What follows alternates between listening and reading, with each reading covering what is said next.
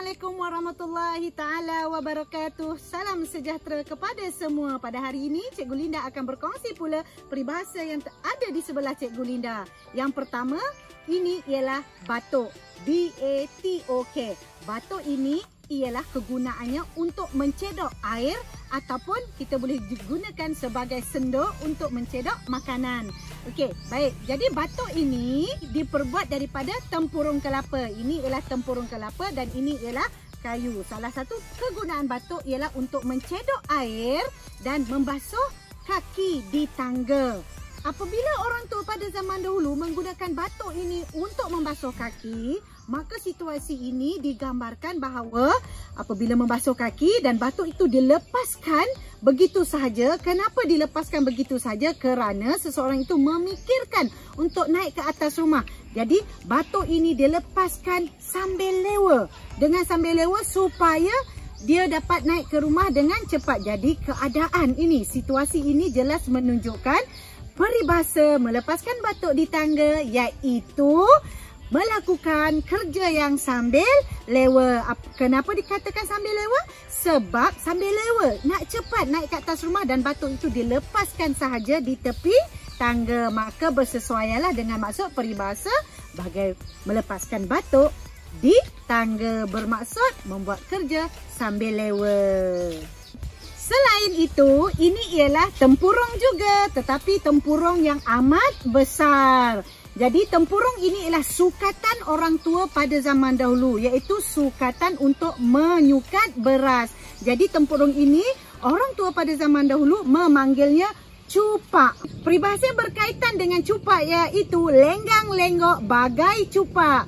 Iaitu cupak ini apabila berada di dalam air maka dia akan terlenggang-lenggok sebegini, iaitu terolang-aling sebegini.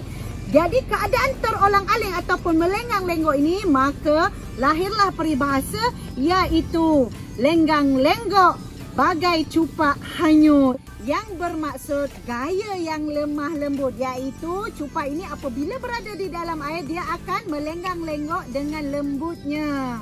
Selain itu, cupak ini juga kita boleh kaitkan dengan peribahasa iaitu gantang. Ini gantang ya. Gantang ini ialah sukatan untuk beras juga, iaitu 4 cupak bersamaan 1 gantang. Ini ialah sukatan orang tua pada zaman dahulu.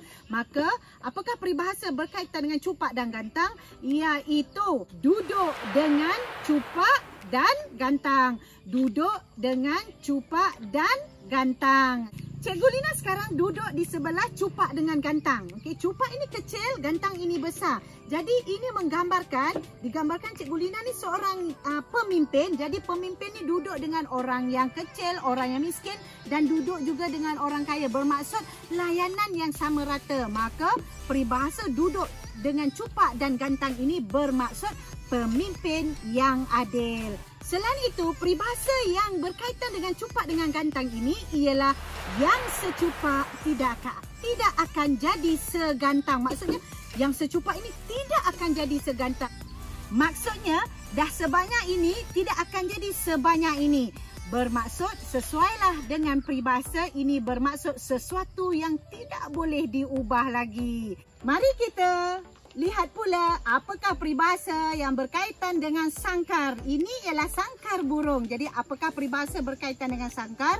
Yang pertama, 1 sangkar 2 burung. Bermaksudnya 1 sangkar ni ada 2 burung di dalam ini. Maka peribahasa ini bermaksud 2 orang perempuan suka akan seorang lelaki. Itu peribahasa pertama berkaitan dengan sangkar. Yang kedua iaitu umpama burung dalam sangkar. Okey, jadi kita bayangkan umpama burung dalam sangkar, mata terlepas, badan terkurung. Jadi kita bayangkan burung ini dalam sangkar, matanya terlepas, badan terkurung. Bermaksud peribahasa ini iaitu seseorang yang tidak bebas kehidupannya ataupun bolehlah kita kiaskan kepada anak dara pingitan, anak dara sunti yang dijaga oleh ibu bapanya, mata terlepas tetapi tidak boleh keluar rumah sewenang-wenangnya. Maka itulah peribahasa mengenai sangkar iaitu mata terlepas, badan terkurung.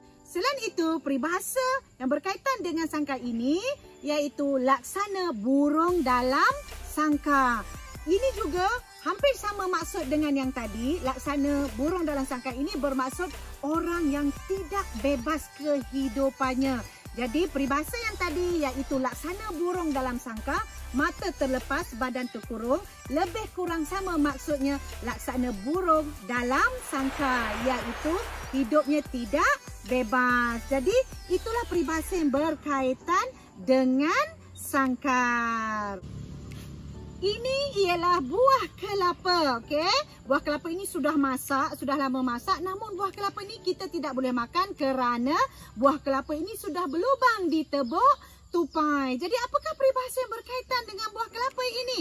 Iaitu bagai kelapa di tebuk tupai. Bagai kelapa di tebuk tupai ini bermaksud anak dara ataupun seorang perempuan yang sudah hilang kehormatannya. Ada lagi satu peralatan yang ada di sebelah Cikgu Linda, iaitu ini ialah tengkalak. Tengkalak ini diperbuat daripada buluh dan dibuat sebesar sebegini.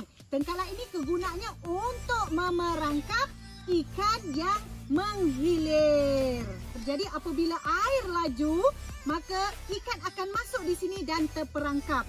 Ini ialah tengkalak. Jadi apakah peribahasa yang berkaitan dengan tengkalak? Iaitu ke hulu kena bubu, ke hilir kena tengkalak. Jadi apakah maksud bubu?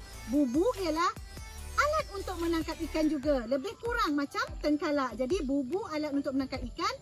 Tengkalak juga alat untuk menangkap ikan. Maka apabila ikan itu ke hulu, akan termasuk dalam perangkap iaitu bubu. Kalau ikan itu menghilir ke hilir, akan masuk dalam perangkap tengkalak ini. Maka situasi ikan ini iaitu ke hulu pun kena tangkap, ke hilir pun kena jerat. Maka situasi ini menunjukkan keadaan yang bahaya. Maksudnya tidak boleh lari ke mana. Jadi sesuailah dengan peribahasa, ke hulu kena bubu, ke hilir kena tengkalak. Jadi itu saja peribahasa yang Cikgu Linda nak kongsi dengan semua dengan menggunakan peralatan-peralatan ini. Semoga dapat memberi manfaat kepada semua.